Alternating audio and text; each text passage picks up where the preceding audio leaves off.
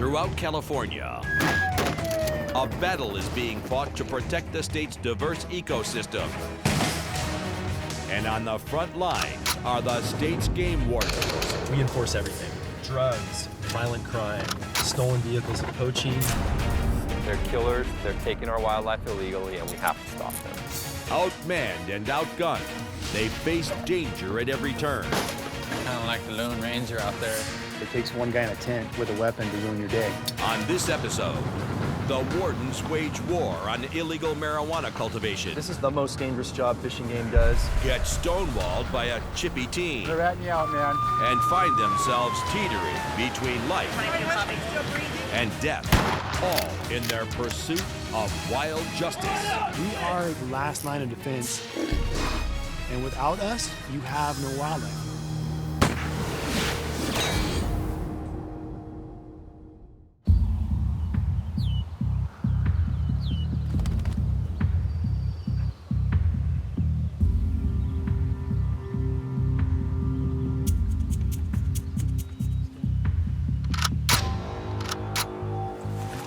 To the rally point.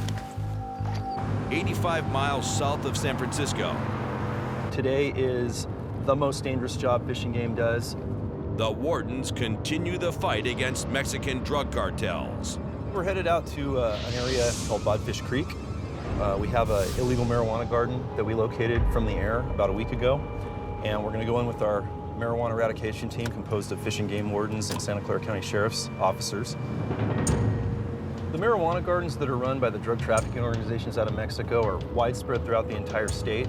In our particular county here that my team works with, we're looking at 20 to 30 large marijuana gardens every year that we find, and those are just the ones we find. It's actually, unfortunately, become the biggest wildlife damaging activity we run across. Most of the pesticides and fertilizers and everything that the growers are doing to maintain their marijuana crop can decimate a wildlife population of all levels for up to 5 miles or more. Illegal growers aren't just hurting the environment, they're a danger to people as well. These illegal marijuana garden operations are located in county parks and state parks right along bike trails. A mother and daughter can be out simply hiking or riding their mountain bikes on a trail, go off trail just a little bit, stumble on one of these gardens, and get hurt, or worse yet, killed and not make it out of the woods. That's how serious this problem is, and we need to stop it.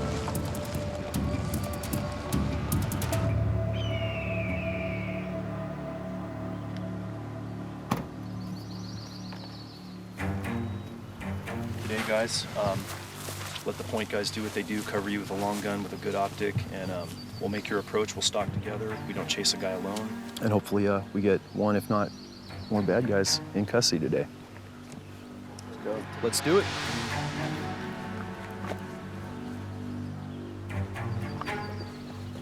Get a little nervous every time we start one of these because you never know what's going to happen. Biggest worry after seeing a warden shot and almost not make it off the hill is that that happens again. Stack it up.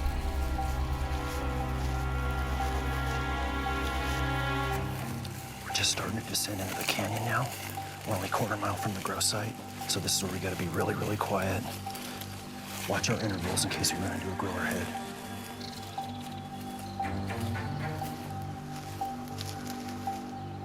As the wardens venture toward the grow, armed cartel members aren't the only threat they face. We haven't run into booby traps in a long time except noisemakers, but we're always concerned. Tripwires for noise detection and or worse to hurt us. So our guys on point are especially looking for booby traps as we go along.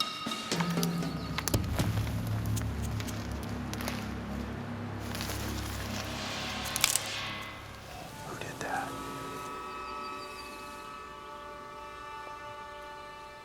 Stealth mode, guys. Stealth mode.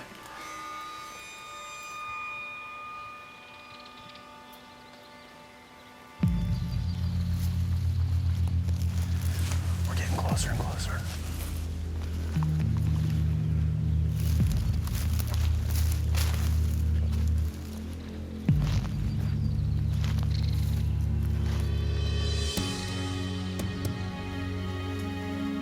Right there.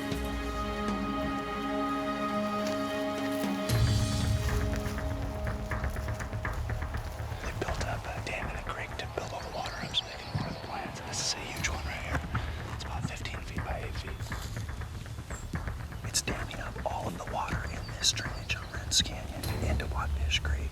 It's straight up this channel. Everything in this channel that they've diverted is dead. So before we leave today, we're decimating that check dam. We're gonna move up here and look for trails around the outside of the check dam, see if they have a camp nearby.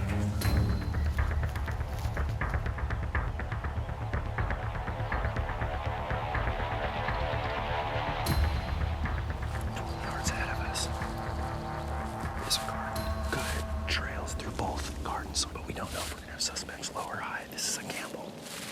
Right now, we're just gonna stick together. If we get into bad guys from close.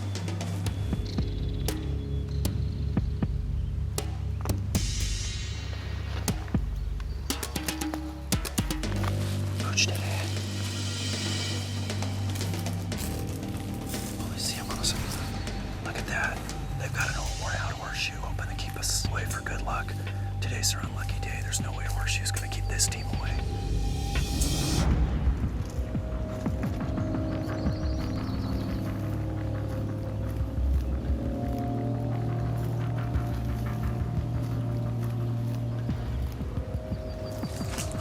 Tent's clear. Checking out the body or weapons. We have a toothbrush that we can get DNA off of.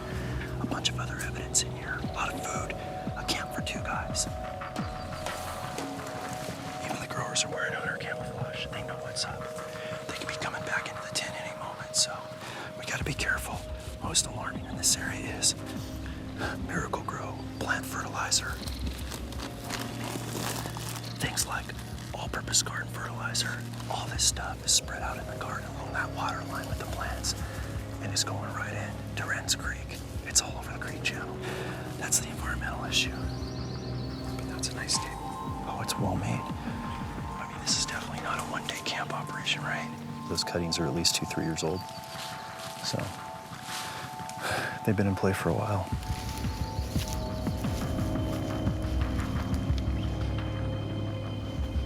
We comb the area. No bodies. Okay.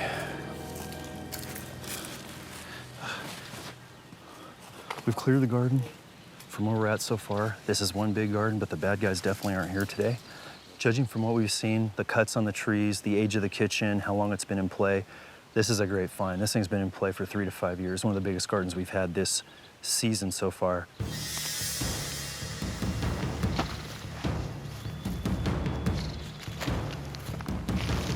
When these guys come back and see that their playhouse is burned down, they're gonna be really frustrated because we just took down about several $1 million worth of marijuana profits.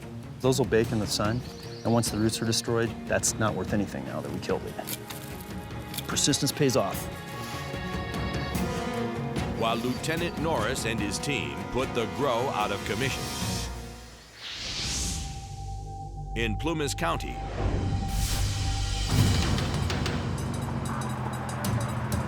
Warden Kyle Kroll is first to respond to an emergency call. We've got a vehicle accident, unknown injuries, unknown extent, and medical personnel is going to be at least 45 minutes behind us, so we'll be on the first one on scene. Being out there in the middle of nowhere, a lot of times you are the first responder, so that's why we're trained. We're trained to be first responders, CPR, first aid, wilderness first aid, because there might not be any medical attention for hours.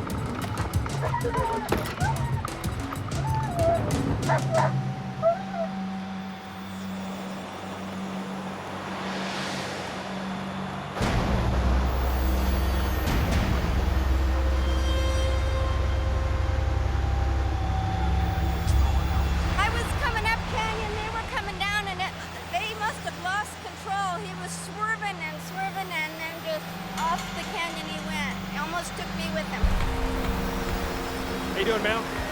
Are you okay? Is that your husband? Yeah. I don't know if he's okay or not. Okay. Just stay put where you're at, okay? What's your husband's name? Virgil?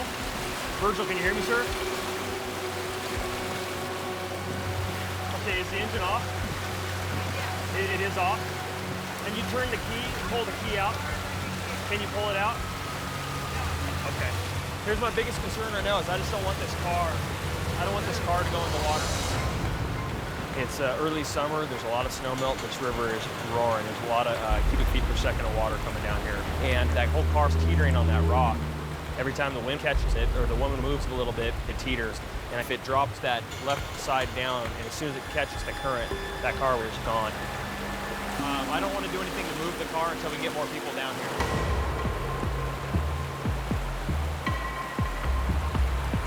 Here's some gauze here. If you can hold it on your face right there. And now, do you see where your husband is bleeding from? Looks like the side of his head. Okay.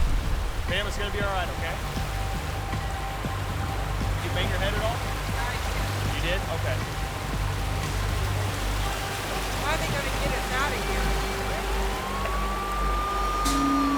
45 minutes into the rescue operation, reinforcements arrive. The driver's unconscious. Looks like he's bleeding from the nose and from the head.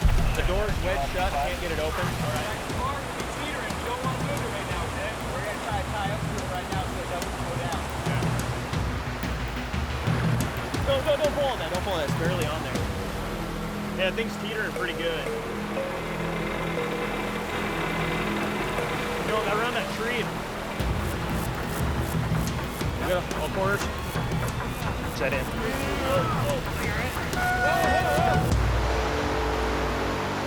In Plumas County, Warden Kyle Kroll and local paramedics work to save a man and wife who lost control of their car before they're swept away by the raging waters. Yeah, things teetering pretty good. Yeah, all corners. Set in.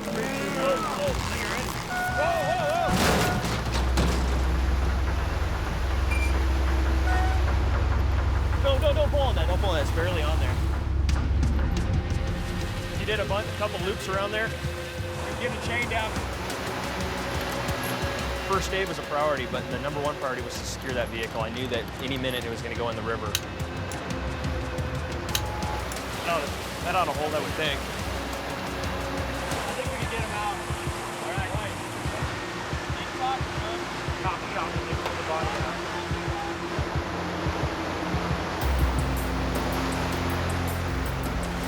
Let's just not go crawling in there too much, guys.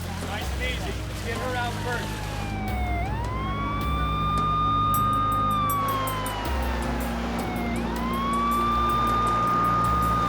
What we're going to do is we're going to try to pull her legs out and bring her out this way. So you'll hold her head and move her around. It takes away the likelihood of neck injury. And then we can lean her back, straight back instead of fighting the seat. Watch out, dude, that rock's really slick. You got the board? I can't get it. Got it?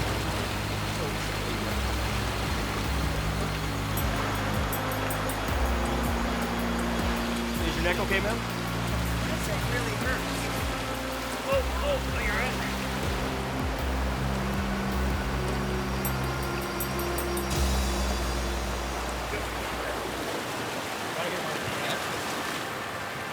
Oh, I don't have it here. Got it? Real slow.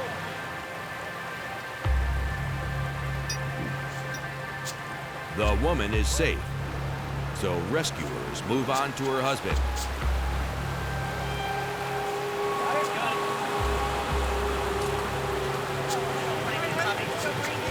Yes, he is, man.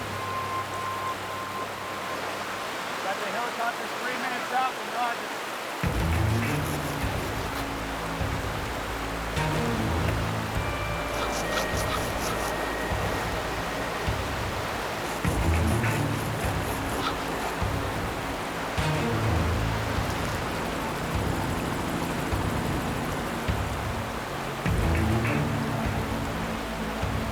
You ready to move? Got straps?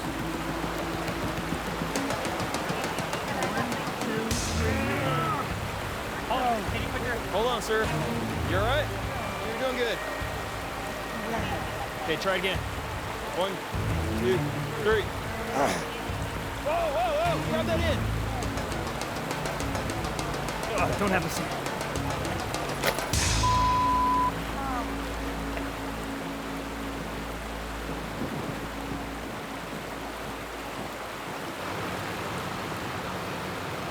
he's tore up pretty dang good. Looks like broken bones and a bunch of lacerations. So hopefully he makes it. Looks like a pretty dang rough shape.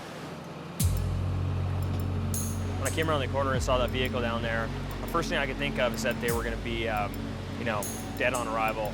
I didn't think there were going to be any survivors, seeing that they went off that cliff a couple hundred feet down, rolled over on their hood, and then landed in the river. So they're lucky to be alive. It's a miracle they were able to land on that rock.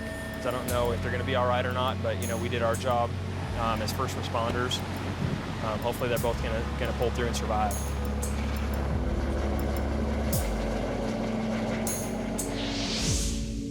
In Red Bluff, California, Warden Brian Boyd is on the hunt for a poacher he caught red-handed.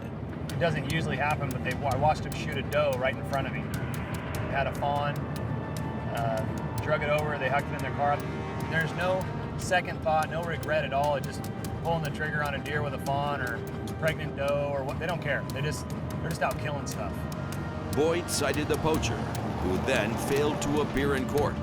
Now, Boyd wants him behind bars. I consider any poacher dangerous because if they're crazy enough to go do what they do, they're obviously familiar with firearms, they have guns, but this guy's a major player, so we're gonna go check an address down here and see if he's running around, but he's definitely a good target. Yeah, he's on these apartment complexes behind us. This could just be an address he's throwing down, I don't know, but some of these guys just jump around from flop house to flop house, and a lot of them have drug habits and everything else. They're on everybody's radar, but they just happen to be out poaching too, so.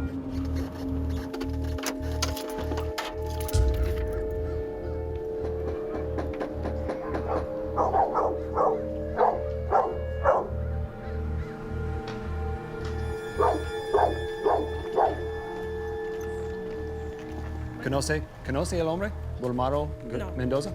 No, yo no. No sé? Okay. I'm basically getting plates, anything close to this address. Hi, I'm the manager. Is Hey, how you doing? okay? Yeah, everything's fine. Looking for a particular person. Bolmaro? Yeah. He Okay. was deported like a year ago. Okay. He lived in apartment 22. Okay. Yeah, but he left a year ago, and we haven't seen him since. Okay. He may have been deported to Mexico, but I don't think that lasted long. So that's why I think he's back here based on some other stuff. I was gonna go try 17. That's another address I had for him. Hey, how you doing?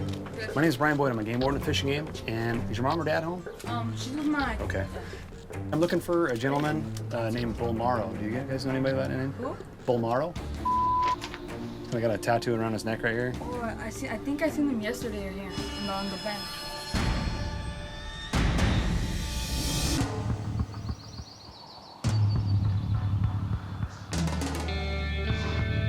In Central California, Lieutenant John Norris leads a marijuana eradication team in destroying a massive cartel-run grow. This garden, the way the size looks, we've destroyed several $1 million of black market profit for the drug trafficking organizations out of central Mexico. And because this one was such a hard find and it's been in place for so long, this is an extra special victory today. This is a bigger win for us than we've had all season so far. The more we keep finding their gardens and eradicating their crop, the more they realize that this county is not the place they should be growing dope. But tearing down the grow isn't their only mission. It's not about drugs, it's not about marijuana. It's about protecting the resource and preserving wildlife. This is disgusting. This is as bad as it gets. Wren's Creek, completely dammed up. They started their check dam right here, stopped the flow, put in their standard half-inch water line, impounded it here. Then they've got a main water line going, and then if this dries out, they've got a backup check dam for really dry conditions in the middle of summer. And that's enough water right there to water this grow for several months. And you ask yourself, how are steelhead trout supposed to live in this condition? We can see now why it's so damaging to the resources and so much environmental crime that happens as a result of it. So we're gonna start taking apart this check dam and get this flow back into the creek. All right, let's go, guys. Stick and move. They spent some time damming this creek out. Oh, totally, dude. This was involved. Coming over. Come to me. I got Coming it. to You you. can step out. It's heavy, so it's gonna take like a couple of us. Ready? Be on the tree. 3. 1, 2, 3. Excellent.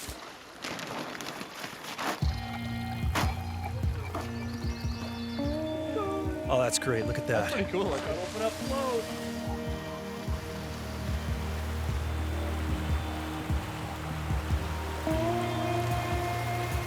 The amount of time it took them to dig this, to hike the heavy visqueen in and do that. This is months and months worth of work. To be able to rip it out, put it back is very satisfying. That's what it's all about right there. Getting our flow back, fish can prosper. Today, we made a difference. We eradicated all those plants. We found this stream diversion that was blocking the water for Bobfish Creek below us. Environments benefited, the trouter benefited. Public's gonna be safe if they come enjoy this pristine part of the park. Today was a triple win. I'm really happy, and we are out of here.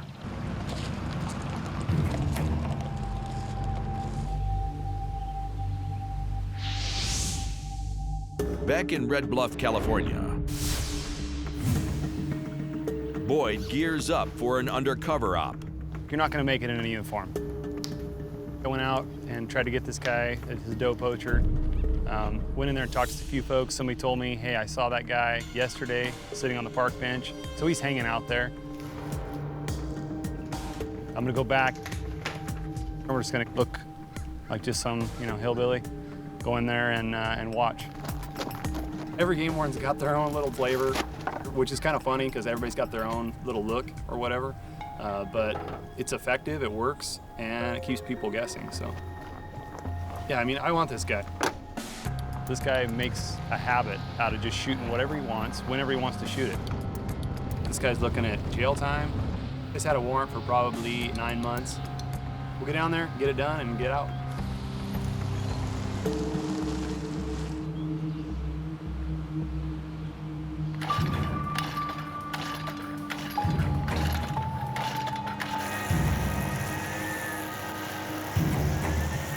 I got my truck kind of in a decent spot, and if I see him, I'm gonna set the weed eater down, walk over and put the grab on the guy. Hiding in plain sight, Boyd posts up near the bench where his suspect was last seen.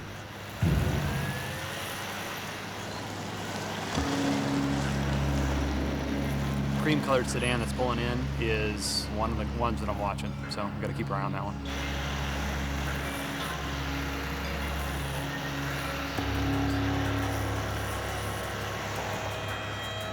There's a guy approaching the bench right now.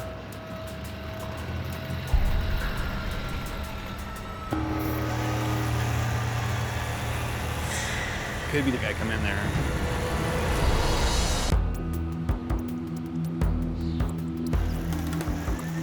After an hour undercover, Boyd spots a man where his poacher was last seen. There's a guy approaching the bench right now. I had information that the guy was sitting on the bench there, so it could be the same person that they were talking about. I'm gonna ID him real quick. Boyd moves in for a closer look.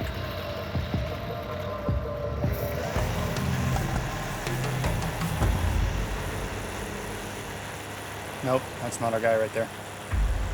That's not him. After a full day undercover, Boyd calls it a wrap. But I didn't see the guy coming or going, but you cannot make cases sitting on your couch. So stay out of the box, keep doing it, and you're gonna get guys. You just basically have to put in your time. As Boyd plots his next move. In Hesperia, California, a holiday weekend brings hundreds of sportsmen to Silverwood Lake. Ready to go? Ready to roll. And protecting the water and its resources falls on the shoulders of Warden Rick Fisher and Park Ranger Mark Wright. I think what we'll do is we'll go into some of the little hiding places where people do shenanigans. We'll go and take a little peek, sneak up on them.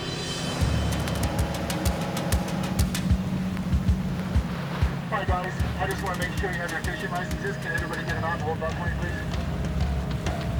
Hello, how are you? Well, it looks good to me. Thank you, guys.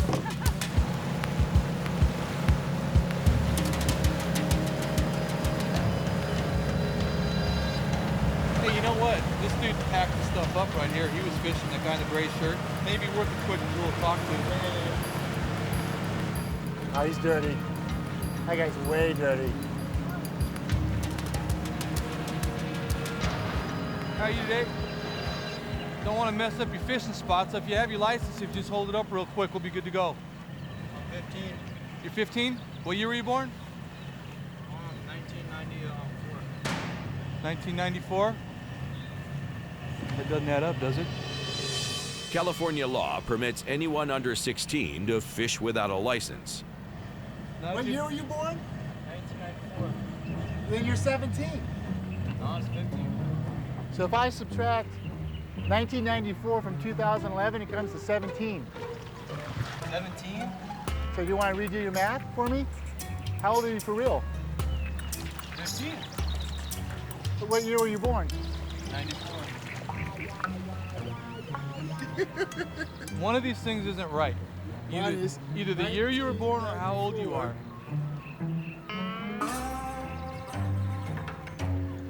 Bring your backpack over here. I can be lenient with kids, but when they're going to lie and play games, it kind of changes it a little bit. He'd be 16 or 17. That's what I was saying, yeah. I mean, my math is bad. I readily admit that, but I can figure that one out. Look, something is not adding up right. Either you're giving us the wrong birthday or you're not as old as you say, okay? I'm 15. Well, then that's not your birthday. November 3rd. No, I'm not talking about that. I'm talking about the year. 94. Well, then you'd be 16. 1994 is telling me you're 16 years old. Well, what year were you really born? 94. Yeah, so you are 15. I'm about to turn 16 right now. Now I'm gonna show you. Don't get an attitude because I'm gonna show you something that's gonna really make you upset. 2011, right? Minus what year were you born? 1994, right? 1994. So this year minus the year you were born should tell me how old you are, right? I hit equal. It tells me that you're 17. 17? Unless your birthday's in November, then you're 16. So It is November. Okay, so you're 16 years old. 15. That doesn't make any sense, does it? No, but No. I'm 15 though. I don't know how I can prove it to you. I don't got my wallet with me. You guys can call my mom and ask her too. She didn't tell you I'm 15. Really? Yeah. And what's your name? Hey, I'm down here with Anthony. You know Anthony? He's down here fishing. This is a ranger at Silverwood Lake. How old is Anthony? He's telling me he's only 15. Oh, he's lying to me. They're ratting you out, man. Yeah? They're ratting you out right now. You're busted. Alright. Yeah, I know. Because he's fishing without a fishing license, and he knows the rules that if he's 15, he doesn't need to have one. Thanks, Mom. I appreciate it. And I gave you every opportunity I could to get you to come play with me. No, I'll call my mom. I'm calling your mom. Man, you're just digging a hole. I didn't think you were gonna call mom. Right, and you gave me the number. What you just did is arrestable. It's a misdemeanor. You just don't lie to cops. So what we can do, we have a game warden here today. He could write you a citation for fishing without a fishing license. And as evidence, he takes your bag and your rod and reel, books it into evidence, gives you evidence receipt. Then you have to go to court to get your stuff back. I will write you a ticket for giving false information to a police officer. All that. It's going to add up to about, I don't know, $1,000 worth of fines. Oh no, it'll be way more than that. Way more than that. Is it sinking in, or you just want us to go away? Or are you kind of apologetic that we got into this whole stupid mess over a fishing ticket? I just get the feeling that it's not sinking in with him. I really do. It's not sinking. It's time for him to be issued a citation. I think that way he'll understand the seriousness next time. All right, Anthony, stand up for a second. I'll explain it to you. Being cited for no fishing license in possession, not for obstructing the lane, which is the other thing you did. Court information at the bottom, including the phone number. Your mom may have to go with you on this one. Sign your name. I hope you learn a lesson. Okay, you're free to go. Uh-huh. That's unbelievable to me. he wouldn't allow us to warn him. So the citation is the way it has to be on that. Do I think that's going to change him? No. Nope, not at all. That kid's gonna be a troublemaker. As one offender is caught and released. Back in Red Bluff, Let's see if we can get this guy. Boyd is determined to lock up another. Working on a new lead, he stakes out the home of the suspect's accomplice. This guy was with the guy that I'm looking for. They were both partners when they shot the doe. He took care of the ticket. He's on probation now, so I'm gonna check him out. Poachers hang out with poachers. I mean, they don't hang out at the church choir. So what I'm hoping is that they're gonna be hanging out together and I can bag the guy that we're looking for.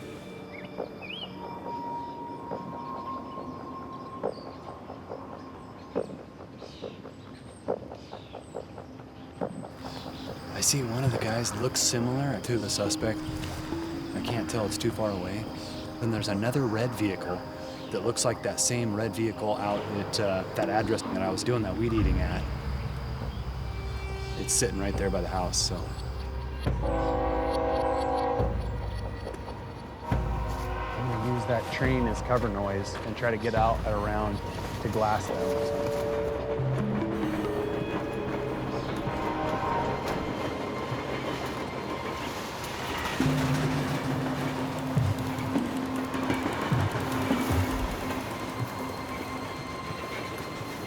Two guys, looks like they're sitting low on the porch right there.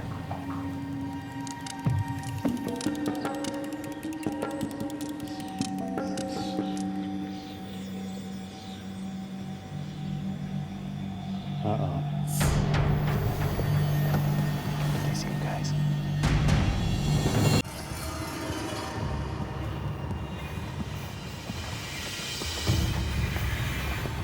In Red Bluff, Boyd stakes out the home of his suspect's accomplice. Two guys, looks like they're sitting low on the porch right there. Uh-oh. They see you guys. Boyd retreats to avoid blowing his cover, but he's seen enough. The best case scenario, the guy would have been standing there drinking a beer. Awesome. I'd have probably just stepped out right there and talked with him. But I'm gonna go talk with the people that I do see there. One of them's this guy, which was one of the suspects. I don't see our guy here. It'd be nice if he was, but he ain't.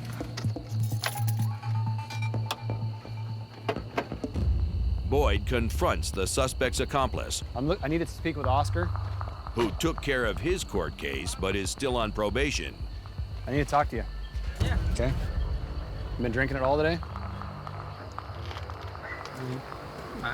Really? Not a hard question, Oscar. You been drinking? No. Nothing? Okay, I can smell alcohol in your breath right now. Well, Okay? today? Yeah. I just drink 2 or 3. One of the conditions of your probation is that you're not to consume or possess alcohol, correct? Mhm. Violation of probation. Okay, that's a misdemeanor. So that's where we're at with that. Let me ask you a question, okay? Where is Bull Marrow at? That's a good question. I don't know. You don't know? I don't know. You gonna be straight with me? I'm straight. I'm telling the truth. I don't know where is him. When was the last time you heard from him? The last time I talked to him was when I was in jail. So I'm not looking to make a project out of you, but I will tell you, I am sincerely interested in getting Bull Marrow back into the court system for him to take care of his stuff. well, the thing is that I'm telling the truth to you. I don't know where is him. Okay. This kind of stuff happens a lot. You know, you chase somebody, you can't find them, you hang it up. But at this point, this guy knows that I'm hunting him. I shook the tree at his apartment. We shook the tree here at his friend's house. And one of these nights, he's gonna look over his shoulder and I'm gonna be there. I like paranoid poachers. I want them paranoid. I want them to stay that way. 2 days earlier, Got it? Whoa! Whoa! Grab that in! Warden Kyle Kroll was the first responder to a serious accident. Yes, he is, man. He's tore up pretty dang good. Looks like broken bones and a bunch of lacerations. So hopefully he makes it. He looks like a pretty dang rough shape.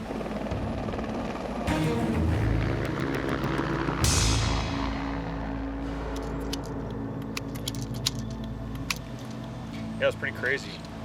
You know, it's not something you run into every day with somebody driving off a cliff and down into a river. My gun was completely soaked, completely submerged. So what we'll do is we'll swap out all this ammo. You know, we did what we did. We worked as fast as we could safely. Unfortunately, we gained information that the driver, the husband, passed away at the hospital. He didn't survive from his injuries.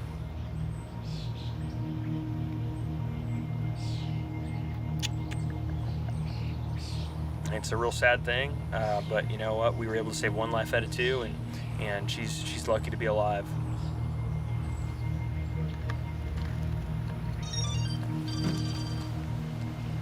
State fishing game. Okay. All right, so it's a lion. News of a wounded mountain lion on a residential property spurs Kroll into action. Basically, any wild animal that feels cornered or wounded, that's when they can be dangerous. I mean, they're gonna do everything they can for self-preservation. We don't know if there's kids around, livestock, pets, whatever. So, you know, we're trying to make this be a fast response because, you know, public safety could be at stake.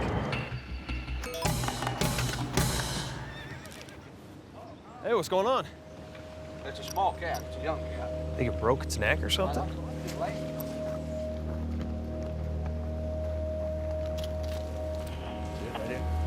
Oh yeah. Right in the bottom of the ditch. Yeah.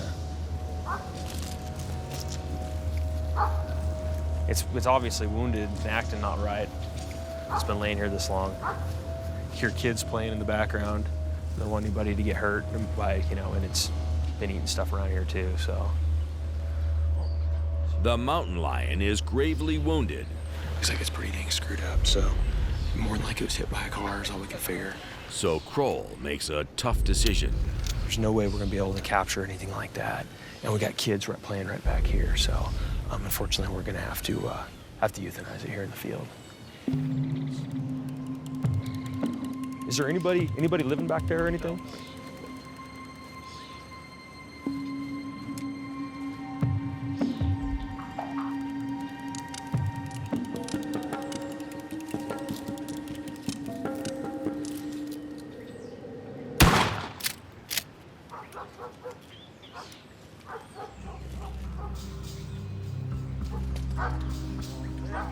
Yeah, he's done. Sure. Oh, wow. What we'll do is we necropsy him. So it's kind of like an autopsy where you'll cut it up. You can figure out whether it has some kind of a disease, rabies, or it's got an injury. You know, a lot of times they'll have a broken bone or something, and just not able to catch wild food. Yeah, really skinny. No, I think it's really young. Yeah, probably 6 to 9 months old.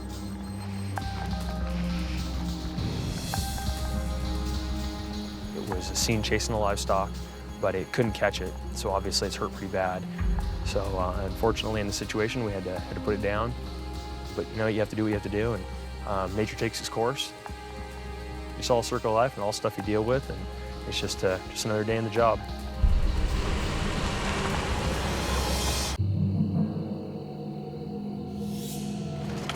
So we're on 44 road. We're following the first set of tracks up the mountain right now. On the outskirts of Plumas County, Warden Kyle Kroll responds to a call of suspicious activity in an area notorious for poaching. We're following some smoking fresh hot tracks here. So we're gonna keep on bebopping along and hopefully find this guy. We're out in the middle of the sticks, in the middle of nowhere. In full moonlight, we're driving real slow, we're kind of using the headlights. It's definitely not normal behavior for most people. So who knows, it could be, it could be anything. In our job, it could be somebody out looking to dump a body. Oh, here we go, we got somebody.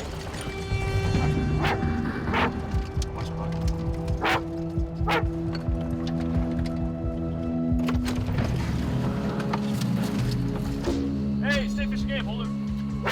State Fish Game, how you doing? Where you guys up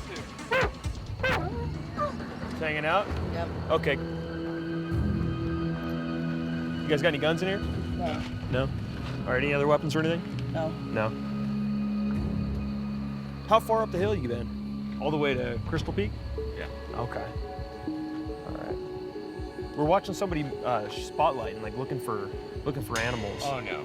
Okay. You guys see anybody else that might have been? No, nobody up here at all. Okay. And you guys got a couple beers? Yeah. All right. Ma'am, how much you get to drink? One. Just one? Yes. Okay. Just one Coors? What's in that jar there? That's my mom's ashes. Okay. Taking your mom for a ride? Yeah. All right. I let a little bit of mom out every place I go, once a year or so. All right. And eventually she'll be gone, and I'll let her go too. All right. Okay, you guys on probation, anything like that? No. No? You guys been smoking anything else tonight? No. No, nothing at all? No. Okay. Do you have any dope in the car? And I've got the dog. You guys probably heard him. No. He's gonna find anything you got. I'd appreciate it if you'd be totally honest with me. No, we did not have anything. Sir, how about you? You got a little something tonight. I think I have a pipe on me. Okay. What kind of pipe? Weed pipe. Okay. Can you get that for me? Yeah. You smoked a little bit of this today? Yeah. Not me. Not you? Okay. Okay, sir, can you step out for me? I do have a knife on me. Okay, leave it where it's at. Okay, turn around for me. Okay, turn around. Spread your feet apart. All the way, wider, wider. Okay, you just got this knife here on you? Yeah. I'm just gonna go ahead and move it here. What's the knife for? I just take it fishing. You guys doing any fishing today? No. Stand by. All right, this is your car, ma'am? No, it says. Okay, sir, you mind if I take a look in here? Check you for any more weapons or anything? Oh, go ahead. All right. You guys out on a date? Yeah. All right. No guns. Okay. Just a couple knives and stuff. Yeah, a couple of serious blades, that's for sure. Third date. Great. He's a winner, isn't he? Driving around out in the middle of nowhere, drinking beers, packing a bunch of Bowie knives, and Mom's ashes are riding shotgun, so he's got to make sure Mom approves of the date.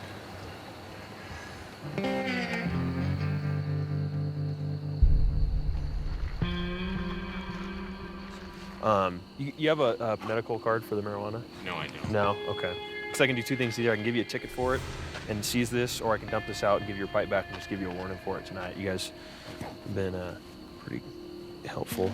Just flip that out of there. Okay, here's your pipe back. And beer's there. We got to dump them out, okay? Just go ahead and pour them out now, and I'm just going to cut you a warning on that, too. Did you guys see anybody else up here that could you guys have been mistaken for somebody out spotlighting for deer? Maybe. I mean, were you stopping or driving real slow, driving through the woods? No, not driving. No. It could have just been a case of mistaken identity. Yeah. Your knives, don't conceal these, or they consider concealed. So I'm just gonna go ahead and set them back here. Okay. Thank you very much. All right. You guys drive safe tonight, all right? You too. You too. Don't run into that very often, but you can pretty much take Mom's ashes once you hit date 3. It's a little weird on date 1 or 2, but once you hit date 3, you're feeling pretty comfortable. Oh, that's too funny.